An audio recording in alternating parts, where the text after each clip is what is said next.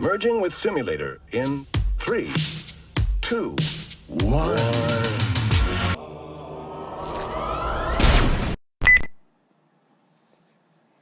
Hello and welcome.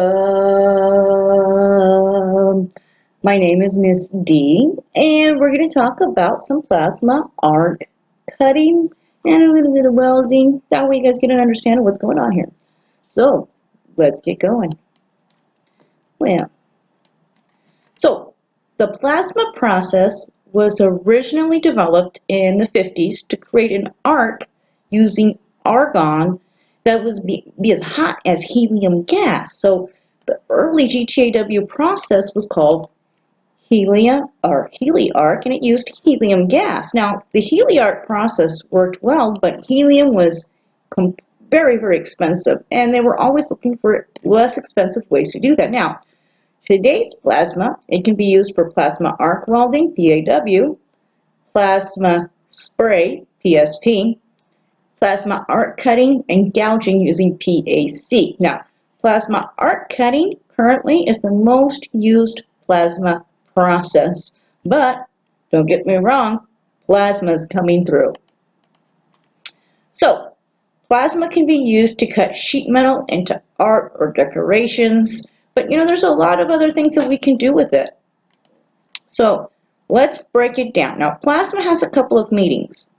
Now, plasma is the fluid portion of blood, or it is also a state of matter that is found in the region of an electrical discharge or arc. Okay, now, we need to remember all states of matter have their own characteristics. A solid has a shape and a form.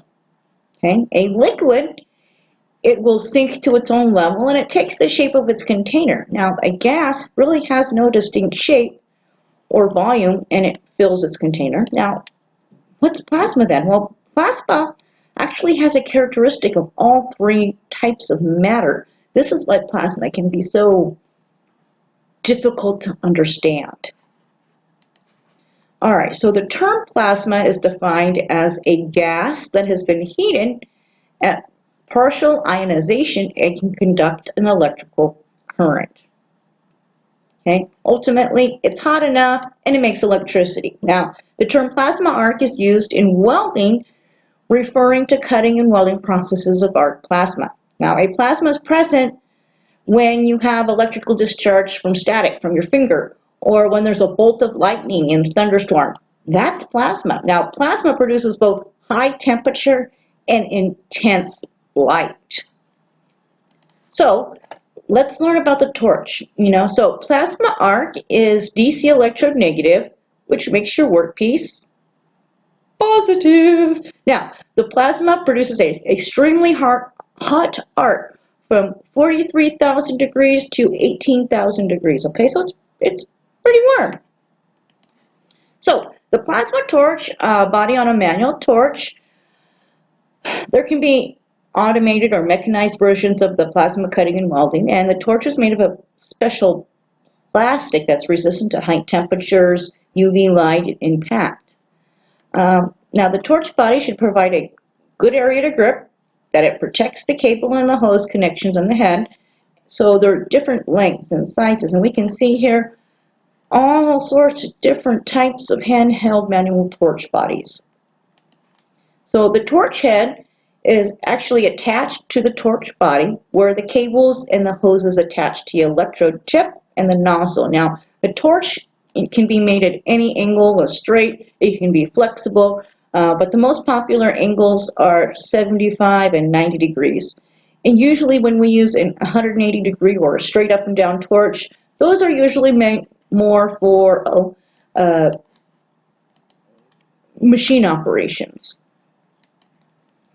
Okay, so handheld manual torches actually have a manual trigger and have a safety switch to prevent accidental starting. Remember, just like any other welding process, we don't want to sparkle our eyeballs. Okay, so this trigger, it starts and stops the power, it starts and stops the gas, and the coolant as necessary. So some automatic systems start the plasma when the torch is even just close to the work. Kind of cool, right? Okay, so here are some of the most common torch parts. Now most of them, so I'm going to make this a little bit bigger so you can get this, okay? So here we are. So the swirl ring, the electrode, the nozzle, the retaining cap, and the shield. And we can see there's a bunch of different parts that you can get. They don't always look the same, but they're pretty close. Now, this is where the electricity is being taken, and we're using it as an electrode. It's carrying the electricity. Okay, so the electrode is where the arc is conducted, right? The nozzle, the insulator, is used in between the electrode and the nozzle, okay? So let me show you, okay? The nozzle tips where the gases and the arc come together and they constrict down, okay? So here it is, we're taking this, so here's our electricity and we're forcing it through a little hole, okay? And then this is where everything comes out together and it's in a very constricted area. So the shield is one of the last pieces that helps constrict our air, and it helps it make easier to, make the cut. Sometimes a water shroud nozzle is used, so this would be our shield and our nozzle here, okay? So this helps us cut. So the plasma torch should be used properly. A lot of parts in the torch need to be replaced often, and we want to make sure that you replace it and keep it maintained. Now, in order to keep making accurate cuts, parts wear out. Over time, they need to be changed, okay? The electrode and the shield, those are items that need to be replaced often. Other parts, like the swirl rings and some of the O-rings, don't wear out as quickly, but they should be replaced often as well. And a lot of PAC manufacturers now sell a parts kit for many of the parts that need replaced often, okay? Now, there's a lot going on with the plasma cutting system, so let's kind of break it down. So it consists mostly of hoses, cables, and a connection to the power supply or the plasma. Now, there's usually a hose for compressed air or gas that goes into the back, okay? The majority of plasma cutting systems, though, use compressed air. Now, larger systems with higher amperages can have 1 or 2 gas hoses running to the torch, okay? Now, you'll also have a ground cable and the lead cable that goes to the torch. Now, cables should be properly rated for the amperage and voltages that are going to be used. Size of the cable will affect how much current can be used without damaging or melting down the cable. Every time we use it, though, we want to make sure that we checked all lines for any burns, nicks, cuts, holes, or anything that would have your plasma cutter working incorrectly. Remember, this is high electricity and high amperages and voltages. You don't want to get hurt, so make sure you take good care in making sure your equipment is good. Now, some systems, they also have a radiator or intercooler to help keep the torch head cool. Now, a radiator or intercooler is usually used for high amperage systems, and it's not usually used for smaller plasma cutting, that a lot of smaller shops tend to have. All right, so here we are. Ta-da-da! The compressed air. Doo-doo-doo. Most of the time, compressed air is used in smaller shops for plasma art cutting. Now, compressed air can be damp and have contaminants like oil and dirt. So it needs to be made clean and dry. So a filter dryer is used before the air enters the plasma cutter. This is really essential. Damp or wet compressed air can actually damage your plasma cutter. So in addition to checking your hoses, if you're using compressed air, be sure to check your filter for water and that the hose does not have any residual water in it, because we don't want to damage our machine. Now, the control wire, okay? This is the wire that connects the power switch to the power supply. Now, this also allows for the plasma to start and stop, okay? So it's really important to make sure everything is in good standing. Most plasma cutters, they are inverter type machines, which are smaller, but just as capable as some of the older plasma cutting machines. I saw one, it was literally the size of a lunchbox. I was really taken back by that, okay? But we also want to remember that plasma is run on DC electrode negative. Voltage and amperage requirements. All right, so the open circuit voltage. I don't know if anybody remembered that, okay, but open circuit voltage is the lights are on, but nobody's home, meaning the machine is on and it's ready to perform. I have my ground, everything's ready to rock, I'm about ready to touch this, the trigger. Well, the open circuit voltage for plasma is between 150 to 400 volts. That's a lot. That's enough to kill you. Okay? Be safe. Now, 50 to 200 volts, this is the closed circuit, which means when the plasma is being used, okay? Usually it's between 18 to 45 volts in other types of processes. So this is, quadruple. There's a big difference, okay? So there's some plasma cutting torches that can operate at 10 amps, but they're used for really, really thin material, okay? So with more amperage and voltage also means there's brighter light. So be sure to wear the correct lens. A lens between 10 and 14 is best.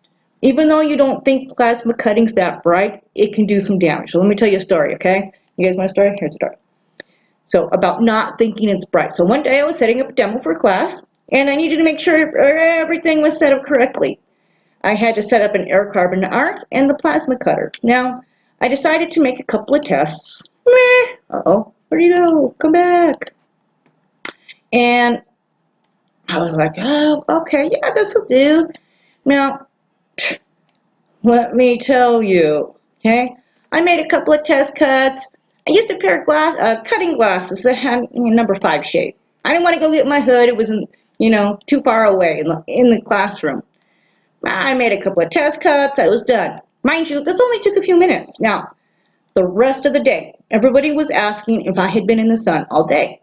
Now, when I went in the restroom and I looked at myself, I looked like I'd been in the sun all day long. My face was red, and I don't get red, okay? Even where the cutting glasses had been, it was red. Now, think, what did I do to my eyes? Right? From that point on, I used my welding hood to cut with the plasma cutter and the air carbon arc. Now, the number one injury to welders is an eye injury. Why? Because we fail to perceive the danger of the light. Okay, so let's understand a little bit about the electricity and how plasma works. Now, plasma needs a higher electrical potential because of the resistance that the gas or the compressed air increases as it's forced into a small tip. Now, the amperage is much lower than the voltage than most types of welding. So watts or wattage is a unit of measurement for electric power. Now, you'll see watts and volts on many electrical tools and welders, okay? Now, the plasma process uses the same amount of power in watts as other types of non-plasma processes. Now, watts are the unit of measurement for electrical, right? Now, the plasma process uses the same amount of power just as much as any other type of welding process. Does that make sense? I hope so. Okay, safety. So before we go any further, I want to mention safety with the PAC. Now, the usual concerns for any other welding or cutting, it's pretty important, but specifically, you need to be aware of electric shock. Now, we talked about it. There are high amperages. There are a high open circuit voltage, enough to cause severe electrical shock or death. Now, moisture in the plasma arc is extremely important to avoid unless you have specific processes that use water. Now, a loud noise is also made when the compressor or gas and the plasma arc is ran. So we want to also use proper protective equipment for your ears, okay? Use the correct shading lens so the light doesn't damage your eyes. Also, fumes from the metal you're welding can also be toxic, so know what you're cutting. Gases.